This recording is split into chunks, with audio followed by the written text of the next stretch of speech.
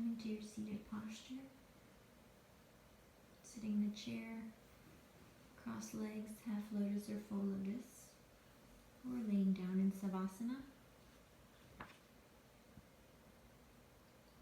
As you take that deep breath in through the belly, engaging the diaphragm, filling up the lungs fully and completely, retaining the breath for a second or two, and then slowly exhale as you contract the ribs and let out the last bit of breath as you pull that belly button in towards the spine.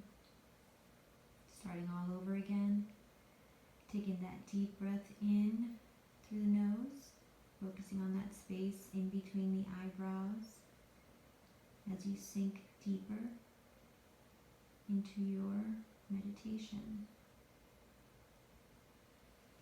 Today we're going to hear some words from Malcolm Gladwell, author and public speaker.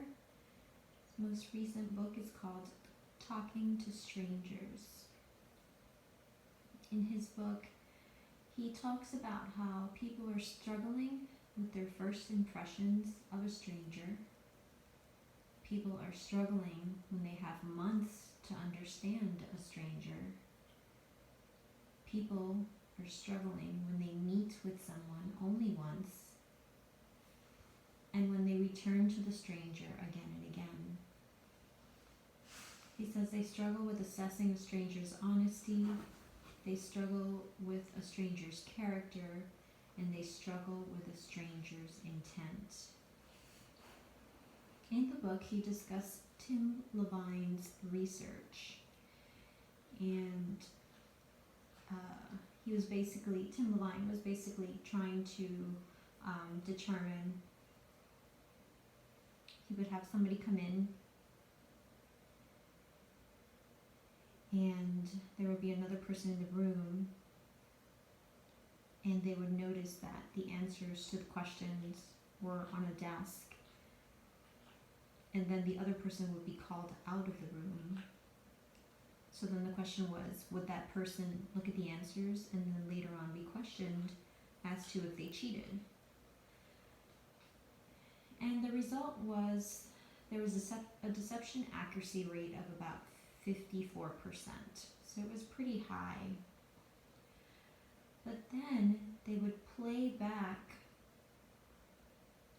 the questioning of the individual, asking them if they were cheating, and there was a higher chance to get the truthful individuals correct, but there was a much worse chance of correctly identifying those lying.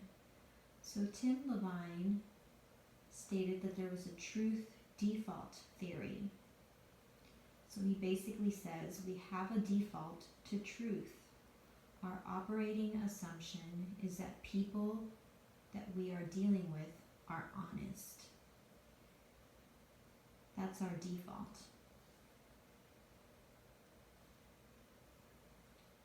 He says the only way to fall out of the true default theory is when you have a trigger.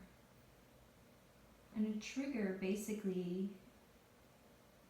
occurs only when our doubts and misgivings rise to the point where we can no longer explain them away. But there's a threshold to that trigger. And for most people, that threshold is pretty high. And the perfect example is the story about Harry Markopolos and Bernie Madoff. Harry Markopolos was the child of an immigrant, and his family owned a diner. And from a very young age, he saw people try to run away without paying the check. He saw people trying to steal silverware. He saw employees stealing, shrimp and steak from the kitchen and whatever else they could. And he had basically no threshold. He thought everyone was corrupt. So he immediately, figured out that Bernie Madoff was running a Ponzi scheme, and he did try to contact the SEC several times, but it wasn't until years later that, Mr. Madoff came, the government came down on Madoff. But the point of the story, he says, is that there's a second, and then Malcolm Gladwell talks about the holy fools. He says most religious stories have a holy fool, like the child that tells the king that he's naked, as opposed to everybody else that told him that he had this, invisible robe. And Gladwell considers these holy fools are current day and age whistleblowers. And he says that whistleblowers are basically individuals that don't think this way. They have no threshold. So they don't really follow the truth default theory. And that amounts to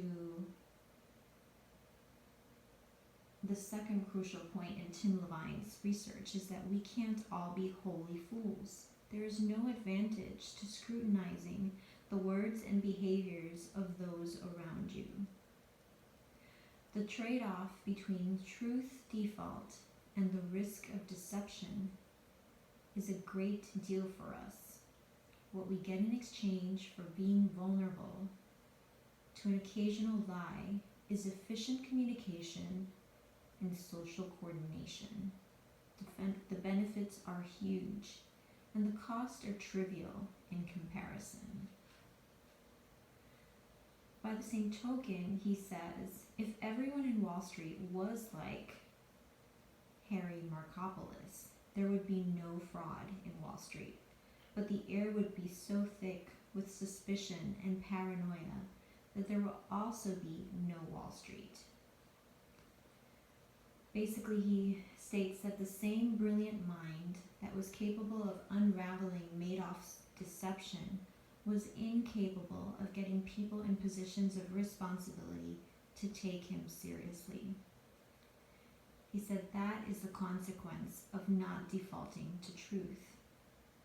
If you don't begin in a state of trust, you can't have meaningful social encounters. So as Tim Levine said, being deceived once in a while is not going to prevent us from passing on our genes or seriously threaten the survival of the species. Efficient communication, on the other hand, has huge implications for our survival. The trade-off just isn't much of a trade-off. This will be part 1 of Malcolm Gladwell's Talking to Strangers. Taking that deep breath in through the belly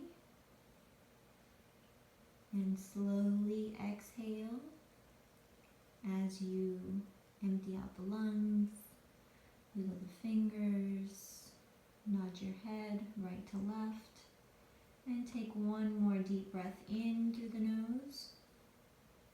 Slowly exhale through the nose as you gently open your eyes. Namaste.